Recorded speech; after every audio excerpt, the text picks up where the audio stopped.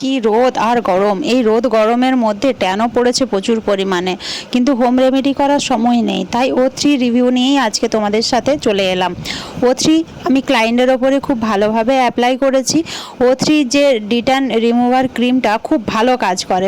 প্রথমে face wash দিয়ে ধুয়ে নাও, তারপরে ভালোভাবে এইভাবে লাগিয়ে 15 মিনিট স্কিনের মধ্যে রেখে দাও। রেখে দেওয়ার সময় তোমরা যে কোনো কাজ করে নিতে পারো। দেখো ড্রাই হয়ে গেছে, 15 মিনিট পর হালকা জল নিয়ে সেই জলটা দিয়ে খুব ভালোভাবে ম্যাসাজ করে নাও ফেসের মধ্যে।